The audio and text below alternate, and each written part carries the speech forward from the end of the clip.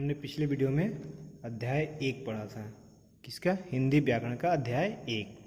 आज हम उसका अभ्यास प्रश्न करेंगे और इन अभ्यास प्रश्नों को अपनी उत्तर पुस्तिका में लिखना है। तो अभ्यास प्रश्न का प्रश्न नंबर 1 क्या है?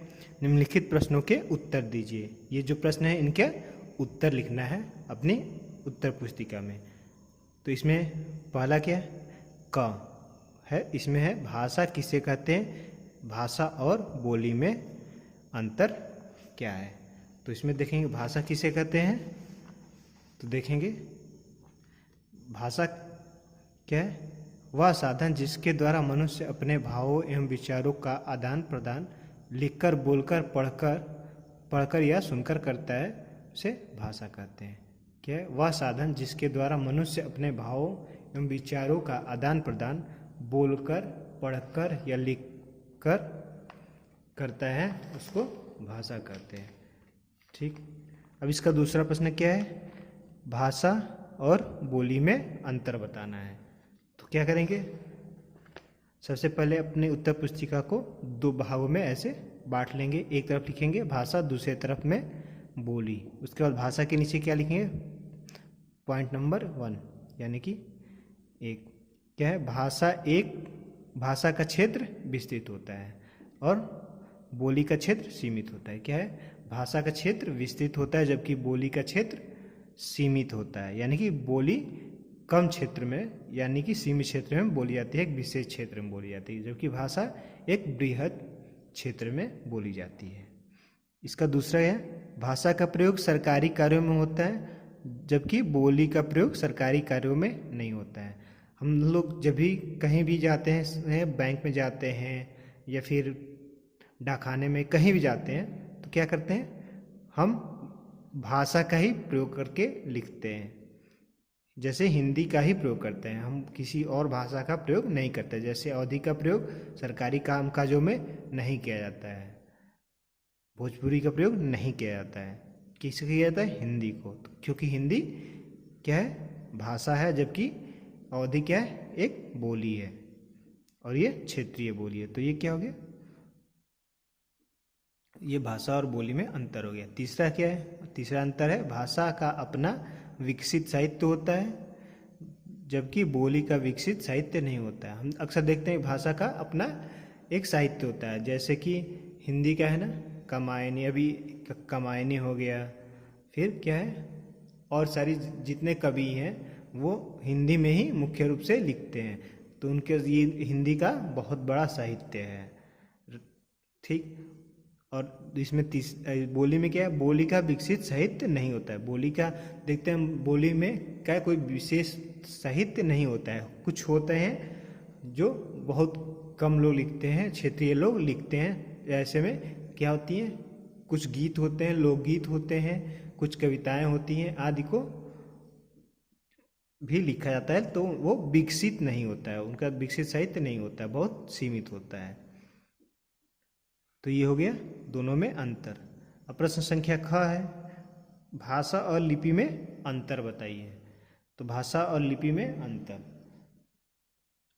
तो इसमें पहला अंतर देखेंगे क्या है? 1 भाषा का रूप मौखिक एवं लिखित दोनों होता है जबकि लिपि का केवल लिखित रूप ही होता है। क्या है? भाषा को हम मुख से बोल भी लेते हैं और लिख भी लेते हैं, जबकि लिपि को बोला नहीं जा सकता है, उन्हें केवल लिखा जाता है। जब हम लिपि को बोलेंगे तो क्या हो जाएगी? भाषा हो जाएगी। तो क्या होगा? लिपि लिखित रूप में ही होती है, क्योंकि अगर लिपि को हम बोलते हैं या पढ़ते हैं बोल के, तो क्या हो जाएगा? वो भाषा हो जाएगी, वो लिपि नहीं होगी।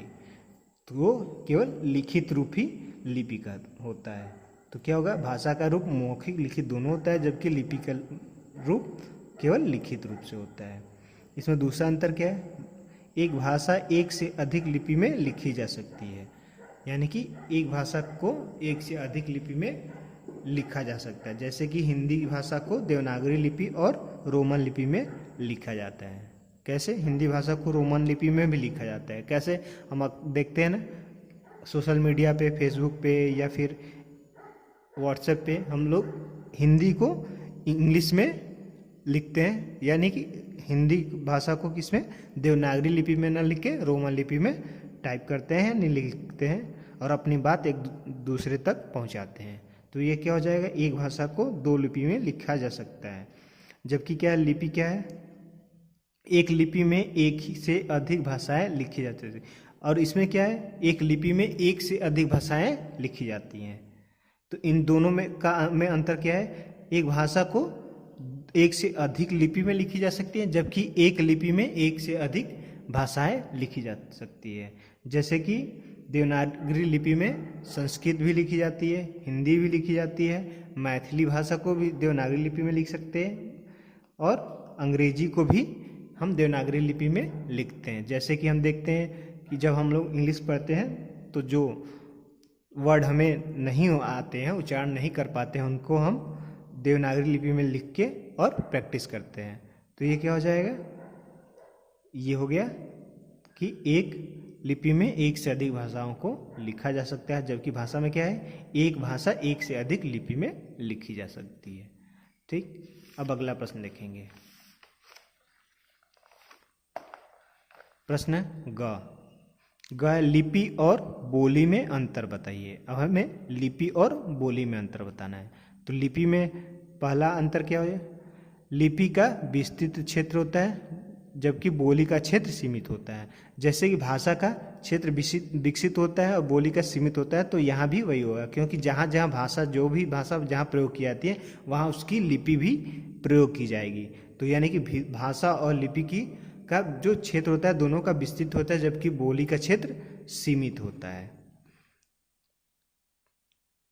दूसरा अंतर है, लिपि का रूप लिखित होता है, बोली का रूप मौखिक होता है। अब हम देखते हैं कि लिपि को केवल लिखा जा सकता है, अभी हमने पढ़ा है, और बोली को मुख से बोलकर प्रकट किया जाता है। यानी कि बोली मौखिक होती है और लिपि लिखित होती है। बोली को लिखा भी जा सकता है, लेकिन उसकी अपनी कोई लिपि नहीं होती है, उसको दूसरी लिपि में, जैसे भोजपुरी को हम किस में लिख सकते हैं, देवनागरी लिपि में लिख सकते हैं। तो ये बोली क्या हो जाएगी, मुख्य रूप से मौखिक होता है, या मौखिक लिखित दोनों लिख सकते हैं, जबकि लिपि केवल लिखित होगी। जब लिपि को मौखिक रूप से बोला जाएगा तो वो भाषा हो जाएगी, लिपि नहीं रहेगी। तो ये दूसरा अंतर हो गया। तीसरा अंतर क्या है, लिपि का प्रयोग नियम के अनुसार करते हैं, जबकि बोली का प्रयोग का कोई नियम नहीं होता है। लिपि का प्रयोग कैसे, व्याकरण के नियमों के अनुसार ही किया जाता है, तो वो शुद्ध होता है, नहीं तो वो अशुद्ध हो जाता है। जबकि बोली के लिए कोई ऐसा कोई नियम नहीं है कि इस नियम से ही बोला जाए, क्योंकि देखते हैं हम लोग बोली क्षेत्रीय लोग आराम से बिना सोचे समझे बोल लेते हैं, जबकि लिपि को हमने लिखते समय, प्रयोग करते समय हमें भाषा व्याकरण का ध्यान दिया जाता है। जैसे कि किसी भी वाक्य को लिखते समय शब्दों का क्रम भी देखा जाता है कि वो सही क्रम में है कि नहीं। तो ये क्या हो जाएगा, लिपि का प्रयोग नियम के अनुसार करते हैं, जबकि बोली के लिए कोई ऐसा विशेष नियम प्रयोग नहीं आता है। तो क्या हो जाएगा, बोली के प्रयोग में का कोई नियम नहीं होता है। अब देखेंगे क्या है, घ प्रश्न है, भाषा को अभिव्यक्त करने के दो मुख्य रूपों के नाम लिखिए। तो भाषा को अभिव्यक्त करने के दो मुख्य रूप कौन कौन से हैं, एक हो गया मौखिक रूप और दूसरा हो गया लिखित रूप। तो इसका, इन प्रश्नों का उत्तर हम स्वयं करेंगे। ठीक, हम बता दे रहे हैं अभी पे, और स्वयं बुक से यानी किताब से ढूंढेंगे और लिखेंगे। प्रश्न अंगा है, विश्व की किन्हीं तीन भाषाओं के नाम लिखिए। तो विश्व की किन्हीं तीन भाषाओं के नाम हो जाएंगे, कौन कौन से हो जाएंगे, जो दूसरे देशों में बोली जाती हैं। जैसे कि इंग्लैंड में क्या बोली जाती है, इंग्लिश, फ्रांस में फ्रेंच। ऐसे ही तीन भाषाओं का, तीन विदेशी भाषाओं के नाम लिखने हैं जो अलग अलग देशों में बोली जाती हैं। 6 प्रश्न है, भारत में बोले जाने वाली किन्हीं 5 बोलियों के नाम लिखने हैं। भारत में ऐसी कौन कौन सी 5 बोलियां हैं जो बोली जाती हैं। इन बोलियों का नाम हमें स्वयं लिखना है, अपने बड़ों की सहायता से या फिर किताब की सहायता से। प्रश्न 6 क्या है, फारसी लिपि दाईं ओर से बाईं ओर को लिखी जाती है या बाईं ओर से दाईं ओर। तो हम जानते हैं कि फारसी लिपि हिंदी भाषा की, यानी कि हिंदी भाषा की लिपि है देवनागरी, तो क्या है, फारसी लिपि देवनागरी लिपि की उल्टा लिखी जाती है, हम सुने होंगे अक्सर। तो क्या हो जाएगा, जब तो देवनागरी लिपि को कैसे लिखा जाता है, हमेशा ये इधर से बाएं से दाहिने की तरफ लिखा जाता है। तो फारसी लिपि क्या हो जाएगी, वो दाहिने से बाएं हो जाएगी, यानी कि क्या सही इसमें, फारसी लिपि दाईं ओर से बाईं ओर लिखी जाती है। ठीक, अब हम प्रश्न 2 देखेंगे। हम सुबह उठने से लेकर सोने तक बहुत से काम करते हैं। इनमें से बहुत से काम मौखिक जैसे पूजा करना और बहुत से काम लिखित जैसे पत्र लिखना होते हैं। आप कम से कम 4 ऐसी दैनिक क्रियाओं के नाम लिखिए जिनमें भाषा के लिखित और मौखिक रूप का प्रयोग किया गया हो। तो हमें ये स्वयं करना है, मौखिक क्रिया और लिखित क्रिया। मतलब ऐसे सुबह उठ के हम और रात को सोने से पहले दोनों के बीच में ऐसे कौन कौन से कार्य करते हैं जो मौखिक क्रिया के अंतर्गत आएगा और लिखित क्रिया के अंतर्गत, ऐसे 4 कार्यों की सूची बनानी है।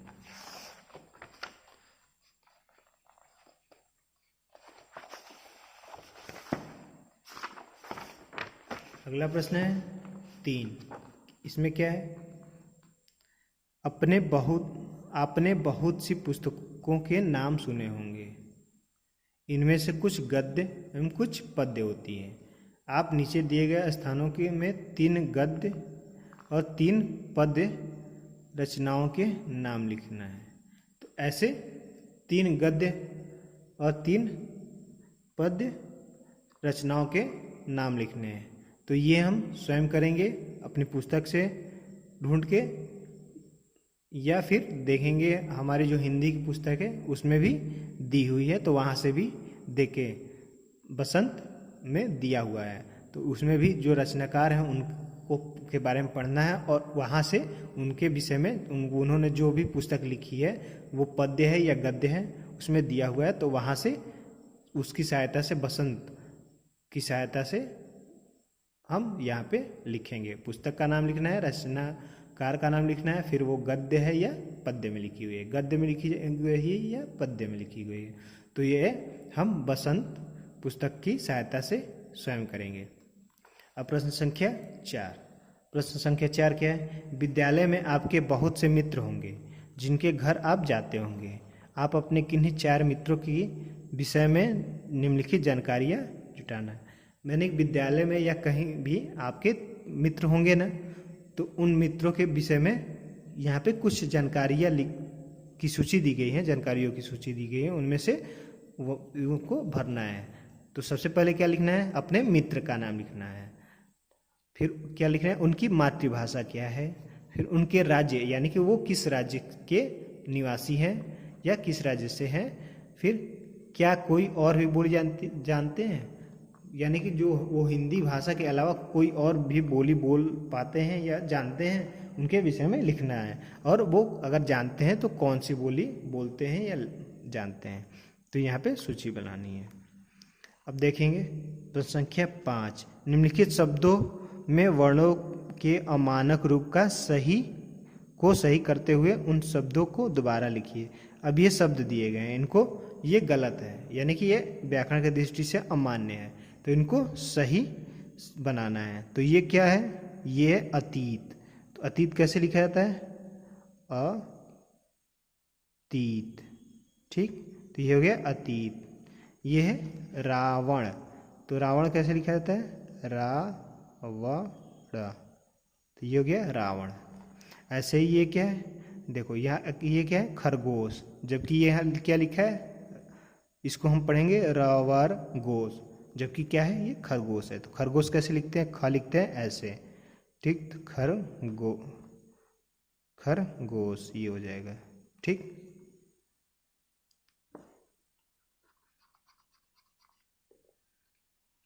ये हो गया आपका खरगोश। ठीक है, अब ये क्या है, ये है आजकल। क्या है, तो ये हो जाएगा आज कल। ठीक, तो ये हो गया आजकल। अब प्रश्न संख्या 6। प्रश्न संख्या 6 क्या है, निम्नलिखित वाक्यों के सामने सही अथवा गलत के निशान लगाना है। यह कथन सही है या गलत है।